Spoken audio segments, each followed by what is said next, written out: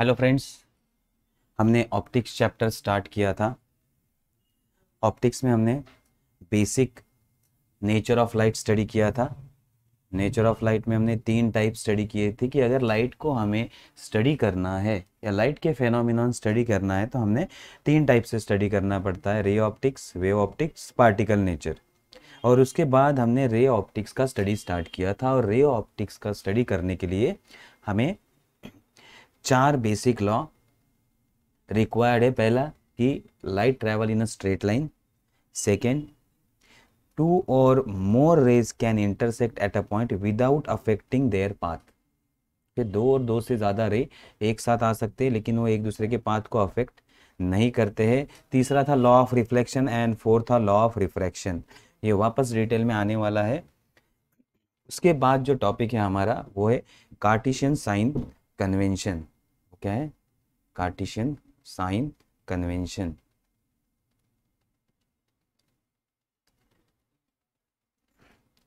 Cartesian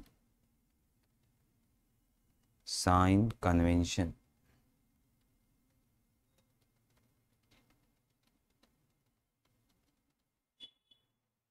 अब ये Cartesian sign convention क्या है?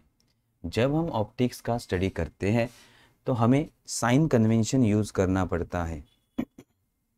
तो कुछ आपको बेसिक पॉइंट पता होने चाहिए कि अगर आपने लोअर स्टैंडर्ड में मिरर का स्टडी किया है, ओके, मिरर का स्टडी किया है। दो टाइप के मिरर होते हैं, एक होता है कॉनकेव, एक होता है कॉन्वेक्स। एक होता है कॉनकेव मिरर, एक होता है कॉन्वेक्स मिरर। या फिर हमने लेंस का स्टडी किया होगा, लेंस का स्टडी किया होगा, that is con convex lens and concave lens, इस तरह से। तो इनका जो ज्योमेट्रिकल सेंटर होता है, इनका जो ज्योमेट्रिकल सेंटर होता है उसे हम क्या बोलते हैं? पोल बोलते हैं। उसे क्या बोलते हैं? पोल। ऑप्टिकल सेंटर को हम क्या बोलते हैं? पोल। ठीक है, इसके लिए ऑप्टिकल सेंटर होगा। तो ये हमने ऑलरेडी स्टडी किया है, पोल या ऑप्टिकल सेंटर। देन हमने स्टडी किया होगा यू होता है object distance, object distance. V होता है इमेज डिस्टेंस। देन आर होता है radius of curvature, radius of curvature. F होता है फोकल लेंथ, एफ होता है फोकल लेंथ। तो ये सारे टर्म हमने ऑलरेडी स्टडी किए। तो जब हम लेंस या फिर मिरर का स्टडी करते हैं तो हमें कार्टेशियन कोऑर्डिनेट सिस्टम यूज़ करना पड़ता है। उस हिसाब से हमें इसका स्टडी करना पड़ता है। मीन्स रे आ रही है, जब हम डायग्राम ड्रॉ करते हैं, रे डायग्राम जिसे कहते हैं, रे डायग्राम, तो किस तरह से ड्रॉ करना है उसके लिए हमें कार्टेशियन कोऑर्डिनेट सिस्टम जैसा एक सिस्टम यूज़ करना होता है। इसलिए इसे कहा जाता है Cartesian sign convention. It is analogous to coordinate geometry, it is analogous to coordinate geometry. Coordinate geometry means x y axis, x y axis. ठीक है, अब देखो ये क्या है। तो जैसे कि हम एक्स वाई एक्सिस यूज़ करते हैं उसी तरह का हमें सेटअप करना होगा। एक्स एक्सिस, वाई एक्सिस, ये सेंटर ओ। सो देखो पहला पॉइंट, पहला पॉइंट हमारा क्या कहता है? पहला पॉइंट कहता है all distance are measure from the optical centre और पोल। जो भी डिस्टेंस है वो हमें कहाँ मेजर, किससे, कहाँ से मेजर करना है? ऑप्टिकल सेंटर से या फिर पोल से। ऑल डिस्टेंस मेजर फ्रॉम, कहाँ से? ऑप्टिकल सेंटर, ऑप्टिकल सेंटर और पोल। ऑप्टिकल सेंटर और पोल से ही सारे डिस्टेंस मेजर करने चाहिए। और ये हम कहाँ प्लेस करेंगे? ये जो होगा वो कोऑर्डिनेट सिस्टम के जो सेंटर होगा वहाँ पे हमारा पोल जनरली हम कोइंसाइड करते हैं। सो ऑप्टिकल सेंटर से ही हम क्या करेंगे? डिस्टेंस मेजर करेंगे। So optical centre is coincide with their geometrical centre. Optical centre geometrical centre से मैच करेगा, तो सारे डिस्टेंस हम पोल से मेजर करेंगे। ओके, तो सेकंड पॉइंट है हमारा the figure should be drawn in such a way that the incident ray travel from left to right. Diagram ऐसा ड्रॉ करना चाहिए या फिगर ऐसा ड्रॉ होना चाहिए कि रे कहाँ से ट्रैवल करे, इंसिडेंट रे ट्रैवल फ्रॉम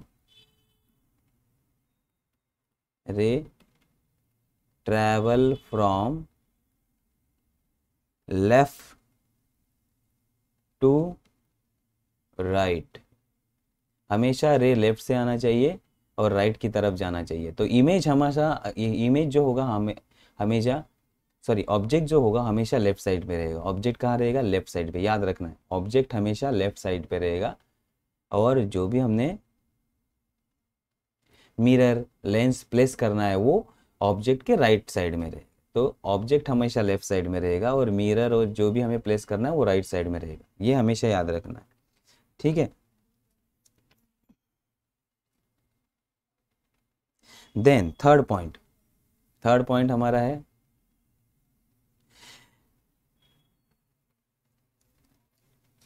वापस में यह कार्टेशियन कोऑर्डिनेट सिस्टम जैसा ड्रॉ करता हूँ। दिस इज एक्स वाई, ये है एक्स और ये है Y. X axis can be conveniently chosen as a principal axis. X axis को हमें क्या लेना है, X axis as principal axis. क्या लेना है, प्रिंसिपल एक्सिस। एक्स एक्सिस को हम क्या लेंगे, principal axis, okay. And origin को हम पोल, ओरिजिन के यहाँ क्या रखेंगे, जो भी हमारा लेंस होगा या मिरर होगा उसका पोल ऑप्टिकल सेंटर पे आएगा, ठीक है। देन ये हो गया हमारा third point. Then fourth point, distance to left of the pole are negative, okay. Pole के लेफ्ट साइड वाले डिस्टेंस, लेफ्ट साइड वाले डिस्टेंस क्या होंगे, नेगेटिव। और पोल के राइट साइड वाले डिस्टेंस पॉजिटिव होंगे। मीन्स जैसे ही ये होंगे पॉजिटिव डिस्टेंस, ये होंगे नेगेटिव डिस्टेंस। एक्स यहाँ पॉजिटिव होगा, एक्स यहाँ नेगेटिव होगा। ये हो गया fourth point. Fifth point, distance above principal axis, above principal axis. Principal axis means हमारा एक्स एक्सिस। तो प्रिंसिपल एक्सिस के ऊपर अगर हम डिस्टेंस मेजर करते हैं इस डायरेक्शन में, तो ये सारे डिस्टेंस पॉजिटिव होंगे, ये सारे डिस्टेंस क्या होंगे, पॉजिटिव। और डिस्टेंस बिलो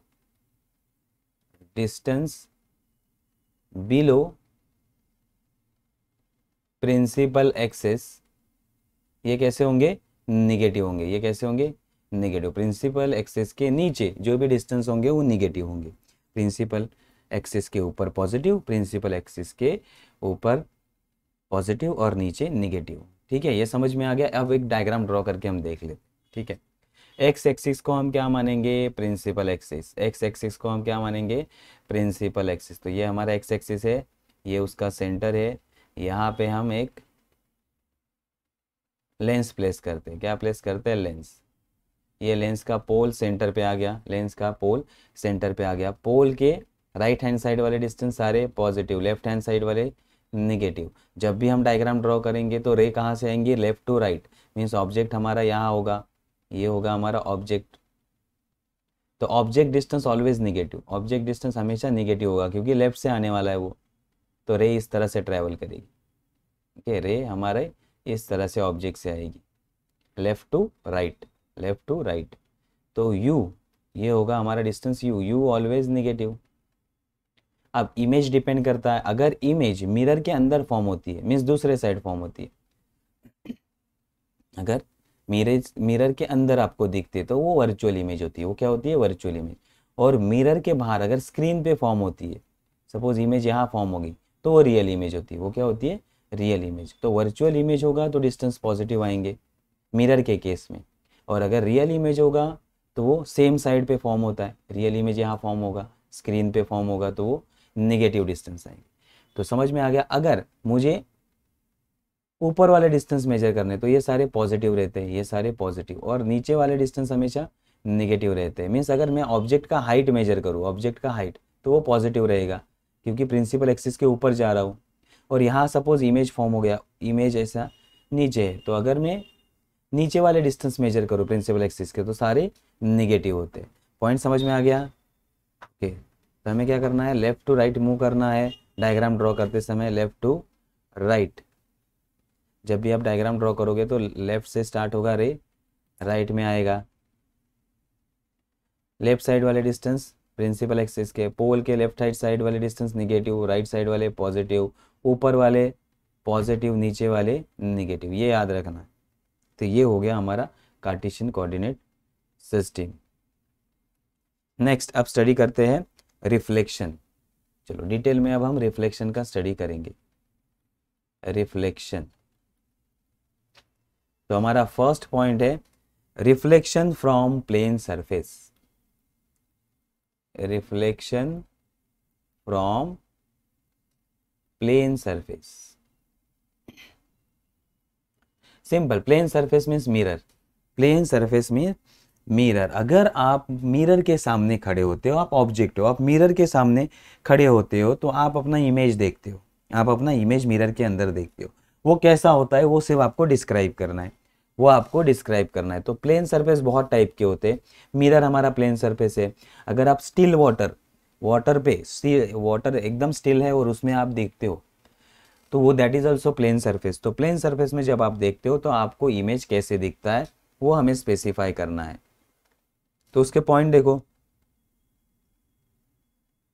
पहले इमेज कहाँ फॉर्म होता है, सोचो इमेज कहाँ फॉर्म होता है, मिरर के अंदर। तो वो क्या होगा, वर्चुअल इमेज होगा। मिरर के अंदर फॉर्म होने वाले सारी इमेज कैसे होते हैं, वर्चुअल इमेज। तो ये वर्चुअल इमेज होगा, ओके। तो अगर आप मिरर के सामने खड़े हो, आप मिरर के सामने खड़े हो तो आपका इमेज मिरर के अंदर बनता है, मिरर के अंदर बनता है। तो ये वर्चुअल इमेज है। Then it is laterally inverted.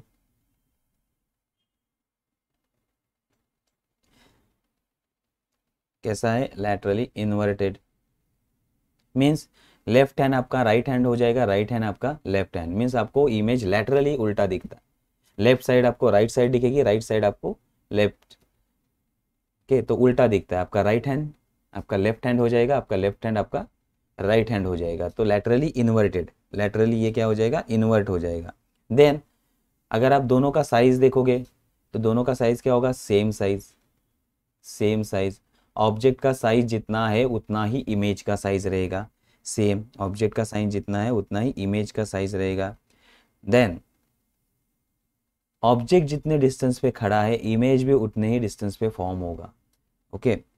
सो जो भी है, तो इमेज एंड ऑब्जेक्ट दोनों भी क्या होगा, सेम डिस्टेंस पे, सेम साइज, सेम, ये क्या होगा, सेम साइज और सेम डिस्टेंस पे फॉर्म होगा, at a same distance.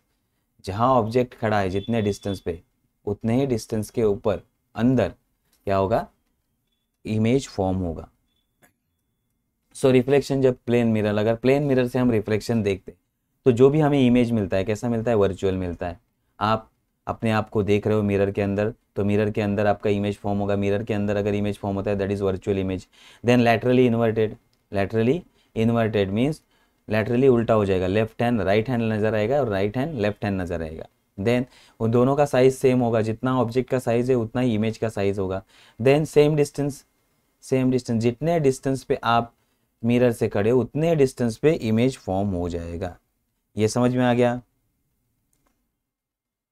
And object हमेशा क्या होता है, other side of reflecting surface, reflecting side के, रिफ्लेक्टिंग सरफेस के अदर साइड होता है, ठीक है। सेम इफेक्ट आपको कब नजर आएगा, ये हो गया एक एग्जांपल, अगर आप मिरर में देखते हो तब, ओके। अगर आप स्टिल वाटर में देखते हो, कहाँ, स्टिल वाटर, स्टिल वाटर में देखते हो तो आपका इमेज वंस अगेन सेम नजर आएगा।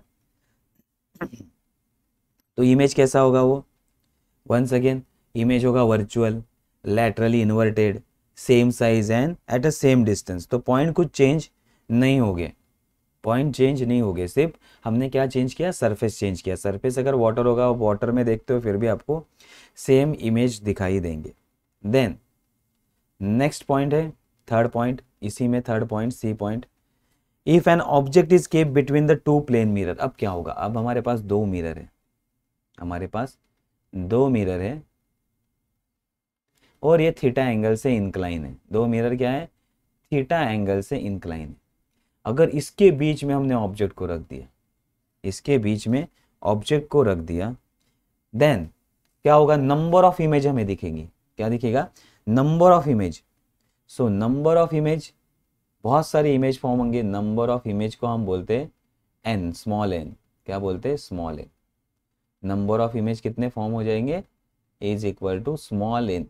स्मॉल एन इतने image, number of image form हो गए ड्यू टू मल्टीपल रिफ्लेक्शन। यहाँ से इस मिरर से इस मिरर में मल्टीपल रिफ्लेक्शन से N number of image form हो गए। अब एग्जैक्ट नंबर ऑफ इमेज, ये किस पे डिपेंड करता है, एग्जैक्ट नंबर ऑफ इमेज अगर हमें कैलकुलेट करना है तो हमें एक फॉर्मूला अप्लाई करना पड़ता है और हमें कुछ कंडीशन दिए है, और हमें कुछ कंडीशन दिए है उसको फॉलो करना होता है।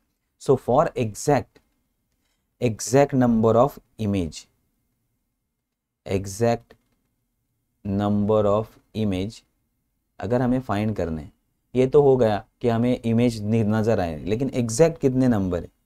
सो इसके लिए हमें एंगल मेजर करना जरूरी है। ये डिपेंड करता है एंगल पे कि मिरर के बीच में कितना एंगल है, मिरर के बीच में कितना एंगल है, उस एंगल पे ये डिपेंड करता है। और उसको कैलकुलेट करने के लिए एग्जैक्ट नंबर को हमें एक फॉर्मूला अप्लाई करना पड़ता है, that is n is equal to 360 divided by theta, 360 divided by theta. अब ये फॉर्मूला से हम एग्जैक्ट इमेज पता लगा सकते हैं, लेकिन इसके लिए दो कंडीशन है। एक तो ये एंगल पे डिपेंड करता है, दूसरा ऑब्जेक्ट हमने कहाँ प्लेस किया है, ऑब्जेक्ट दो मिरर के बीच में कहाँ रखा है, उसके ऊपर exact number of image depend करता है। तो कैलकुलेट के लिए फॉर्मूला याद रखो, 360 divided by theta, 360 divided by theta. अब उसके रूल हम स्टडी करते हैं। तो एग्जैक्ट नंबर कैलकुलेट करने के लिए हमारे पास formula n is equal to 360 divided by theta. अगर हम मानते हैं कि n, capital N is equal to number of image seen, number of image seen. Actually image कितने फॉर्म होते हैं, स्मॉल एन। एक्चुअली इमेज कितने फॉर्म होते हैं, स्मॉल एन। लेकिन एग्जैक्ट नंबर हमें n से मिलेगा। एग्जैक्ट नंबर किससे, जितना हम देख सकते हैं उस मिरर में, that is n number, capital N। सो अब अगर हमने इस इक्वेशन को सॉल्व किया और n का आंसर आया, n का आंसर आया इवन इंटीजर। क्या आया, इवन इंटीजर। n का आंसर क्या आया, हमने 360 डिवाइडेड बाय थीटा किया और आंसर आया इवन इंटीजर। तो उस केस में हमें कितनी इमेज दिखेंगी, हमें इमेज दिखेंगी n-1, n-1 इतनी इमेज दिखेंगी। ऑब्जेक्ट आप कहीं भी प्लेस करो, anywhere, object place, object anywhere, anywhere between two mirror, कहीं भी प्लेस करो, ठीक है। सेकेंड, अगर आप ये कंडीशन समझ में नहीं आ रहा है तो हम इस पे एग्जांपल लेने वाले, तो आपको समझ में आ जाएगा, ठीक है। अब देखो n is equal to even integer. अब वापस हमने सॉल्व किया दूसरे सम के लिए, n का वैल्यू आया ऑड इंटीजर। क्या आया, ऑड इंटीजर। n का वैल्यू आया ऑड इंटीजर। देन और हमने ऑब्जेक्ट को प्लेस किया है, object at angle bisector, means दो मिरर है हमारे पास दो मिरर है, एंगल थीटा है, थीटा को बाइसेक्ट करने वाली लाइन ये है, इसके ऊपर हमने ऑब्जेक्ट को रखा है, इसके ऊपर हमने ऑब्जेक्ट को रखा है along the angle bisector, angle bisector पे ऑब्जेक्ट को हमने रखा है। तो उस केस में ऑब्जेक्ट एट एंगल बाइसेक्टर, उस केस में n का वैल्यू होगा n-1। तो हमें कितनी इमेज नजर आएगी, जो भी वैल्यू आए उसमें से एक को माइनस करना। Then third condition n is equal to odd integer, n is equal to odd integer. Once again answer आया ऑड इंटीजर, और हम ऑब्जेक्ट को प्लेस कर रहे हैं, ऑब्जेक्ट एनीवेयर एक्सेप्ट, ओके, और anywhere of the angle bisector, of the angle bisector. Angle bisector छोड़ के अगर हमने कहीं भी ऑब्जेक्ट को प्लेस किया और अगर हमें आंसर मिला n, हमें आंसर क्या मिला n, तो हमें कितने इमेज दिखेंगे, that is n is equal to small n। कुछ भी माइनस करने की ज़रूरत नहीं, जितने इमेज उस फॉर्मूला से मिल रहे हैं उतने ही हमें दिखाई देंगे। देन फोर्थ लास्ट कंडीशन है हमारा, if n is not integer, n का वैल्यू हमने कैलकुलेट किया and not integer, means point में आंसर आया, क्या आया, पॉइंट में आंसर आया, नॉट अ इंटीजर। तो उस केस में हम n का वैल्यू कंसिडर करेंगे m, n का वैल्यू कितना कंसिडर करेंगे m, और m is a integral part. तो जो भी पॉइंट वाला आंसर है उसमें से इंटीग्रल पार्ट हम हटा लेंगे, सो इट इज इंटीग्रल और इंटीग्रल पार्ट ऑफ n, सिर्फ इंटीजर वाला पार्ट हम कंसिडर करेंगे, इंटीजर वाला पार्ट हम कंसिडर करेंगे। तो 4 रूल समझ में आ गया। अगर इवन है तो n-1 करना है, अगर ऑड है और एंगल बाइसेक्टर है तो n-1, अगर ऑड है और एंगल बाइसेक्टर के ऑफ है तो n डायरेक्टली उसी वैल्यू को लिखना है, और अगर पॉइंट में आंसर आया तो उसमें से इंटीग्रल पार्ट को हमें सिर्फ कंसिडर करना है। तो एक एग्जांपल लेते हैं, चलो अब डिफरेंट एंगल के वैल्यू लेते हैं। एंगल के वैल्यू हम लेते हैं, देन हमें फाइंड क्या करना है, n is equal to 360 divided by theta, और यहाँ आएगा पोजीशन ऑब्जेक्ट का पोजीशन हमने कहाँ रखा है। देन हमें कैलकुलेट क्या करना है, कितने इमेज हमें दिखाई देंगे। तो पहले हम एंगल लेते हैं 120, कितना एंगल लेते हैं 120 डिग्री, ठीक है।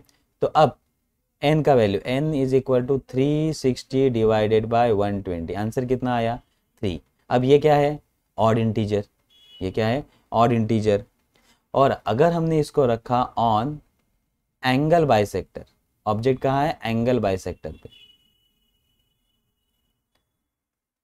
एंगल कितना है 120 दो मिरर के बीच में, और एंगल बाइसेक्टर पे हमने ऑब्जेक्ट को रखा, तो उस केस में हमें कितने इमेज दिखाई देंगे, दैट इज हमारा कंडीशन है n is equal to n-1, तो हमें सिर्फ 3-1 कितने इमेज दिखाई देंगे, सिर्फ 2 इमेज दिखाई देंगे। कितने इमेज दिखाई देंगे, हम 2 इमेज को सिर्फ देख सकते हैं।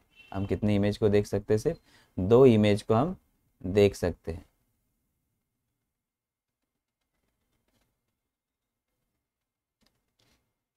ठीक है, ये समझ में आ गया। चलो नेक्स्ट और एक कंडीशन लेते हैं, सपोज हमने लिया सेम एंगल, सो n का वैल्यू कितना आएगा, वंस अगेन 3। अब ये क्या है, of angle bisector, of angle bisector. अब एंगल बाइसेक्टर पे हमने नहीं रखा है, एंगल बाइसेक्टर छोड़ के कहीं भी रखा है, तो हमारा फॉर्मूला क्या है, n is equal to small n, n is equal to small n। तो हमें कितनी इमेज दिखाई देंगे, हमें दिखाई देंगे 3 इमेज, क्योंकि स्मॉल n का वैल्यू कितना है 3। ठीक है, अब आते हैं और एक, अगर हमने दिया एंगल 110 डिग्री, तो अगर हम सॉल्व करेंगे इसको, n is equal to 360 divided by 110, then is equal to कितना आंसर आएगा, 0 कट, ये होगा 3.28, कितना आंसर आया 3.2। अब ये इंटीजर नहीं है, अब ये इंटीजर नहीं है, फोर्थ रूल हमारा, n इज नॉट इंटीजर, तो इसमें से इंटीग्रल पार्ट हमें लेना है, ओके।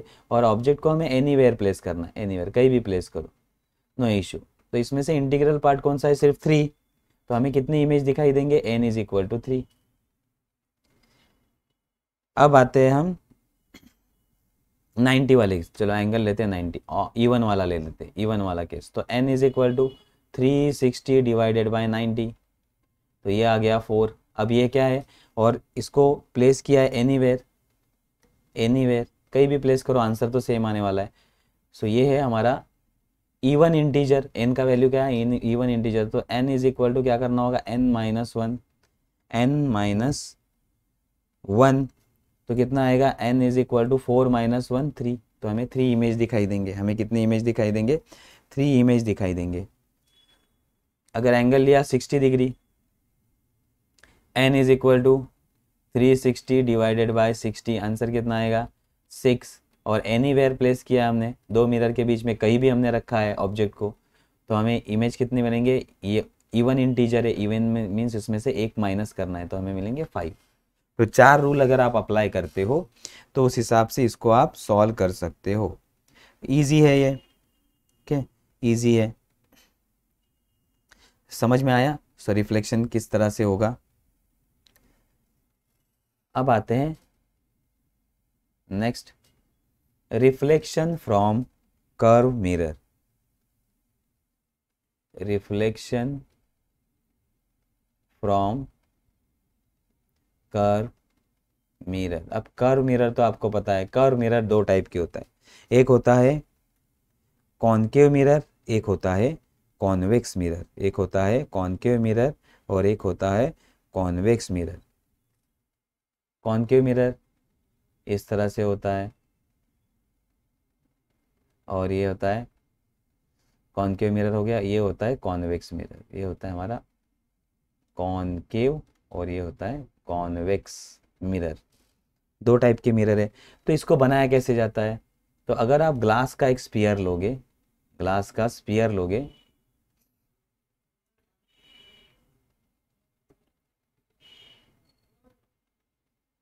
एक ग्लास का स्फीयर लो, ठीक है, आप उसमें से एक पार्ट को कट कर दो। यहां से हम क्या करेंगे, एक पार्ट को कट कर लेंगे,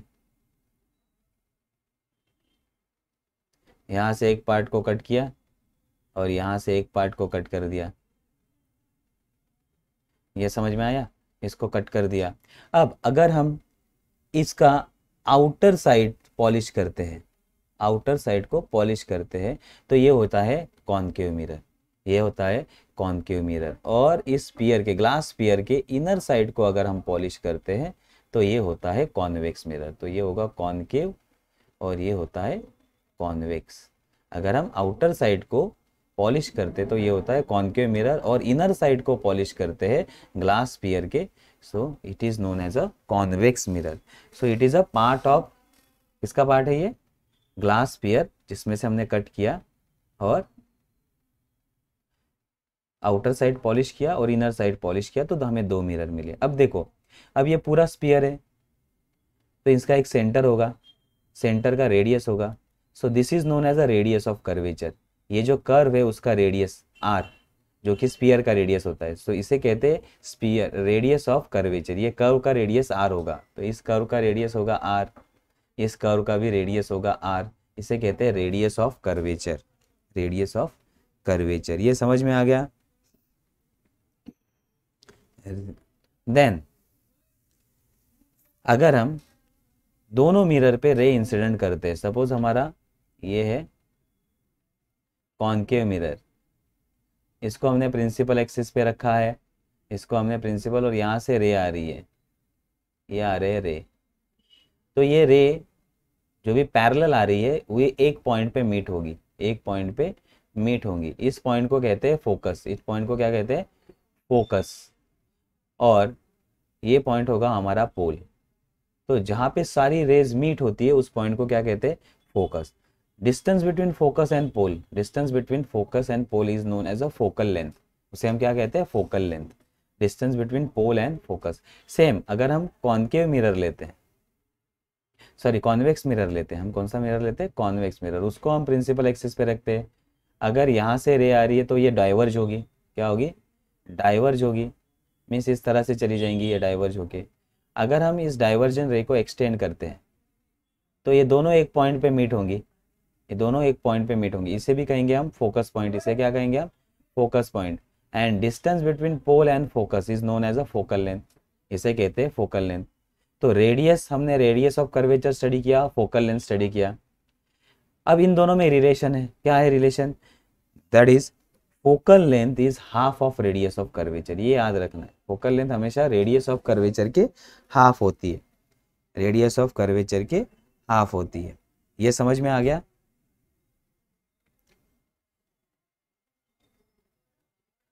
देन अब हम आते हैं relation between F U and V. ये हमने स्टडी किया है mirror formula, relation between F U and V. हमने ये फॉर्मूला याद रखा है जिसे हमें मिरर फॉर्मूला कहते हैं कि 1/f is equal to 1/v plus 1/u। ये रिलेशन है focal length, image distance and object distance के बीच में, image distance and object distance के बीच में। ये हो गया फोकल लेंथ फाइंड आउट करने के लिए, ठीक है। इसके बाद हम स्टडी करने वाले हैं फोकल पावर। क्या कहते हैं? Focal power, focal power. Focal power क्या होता है, देखो कॉनकेव मिरर क्या करता है, रे को कॉन्वर्ज करता है, रे को क्या करता है, कॉन्वर्ज, एक पॉइंट पे फोकस करता है। अब ये कितना कॉन्वर्ज करता है, ज़्यादा करता है या कम करता है, देखो पहला रे थोड़ा कम कॉन्वर्ज कर रहा है, ये ज़्यादा कॉन्वर्ज करता है। सो कॉन्वर्ज अगर ज़्यादा करता है, या कॉन्वेक्स मिरर की बात करो, ये डाइवर्ज कितना करता है, रे को डाइवर्ज, अगर डाइवर्ज ज़्यादा करता है सो पावर उसका स्ट्रांग होगा। सो इट इज़ कॉन्वर्जिंग और डाइवर्जिंग एबिलिटी ऑफ लेंस और मिरर। क्या होता है, कॉन्वर्जिंग और डाइवर्जिंग, डाइवर्जिंग एबिलिटी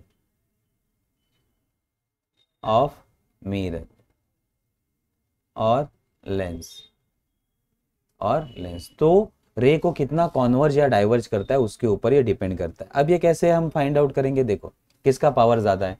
अगर आपको दो मिरर दिए गए हैं,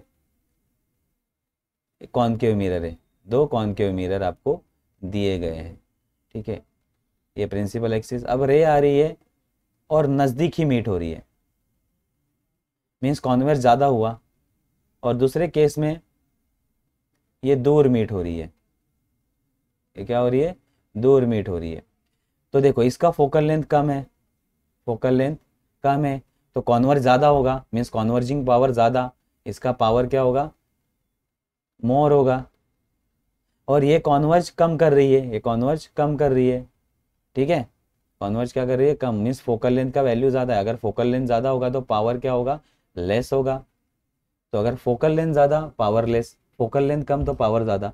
सो हम बोल सकते हैं कि पावर और फोकल लेंथ इन्वर्सली है, तो इसलिए पावर का फॉर्मूला है 1/f। क्या है फॉर्मूला, 1/f। अब इसका यूनिट क्या होगा, ऐसा यूनिट होता है इसका मीटर इनवर्स। क्या होता है, मीटर इनवर्स, और इसी को कहते हैं डायोप्टर। क्या कहते हैं, डायोप्टर, इसी को कहते हैं हम dioptre. So 1 dioptre is equal to, 1 dioptre को डी से इंडिकेट करते हैं 1 मीटर इनवर्स, 1 मीटर इनवर्स। तो ये टर्म समझ में आ गए रिफ्लेक्शन के। तो ये है हमारा reflection from plane surface and curve mirror, तो यहाँ हमारा रिफ्लेक्शन टॉपिक खत्म होता है। नेक्स्ट टाइम में हम रिफ्रैक्शन का स्टडी करेंगे, या फिर एरर का स्टडी करेंगे एंड देन रिफ्रैक्शन का स्टडी करेंगे, ठीक है। तो यहाँ हम स्टॉप करते हैं हमारा लेक्चर, ठीक है, थैंक यू।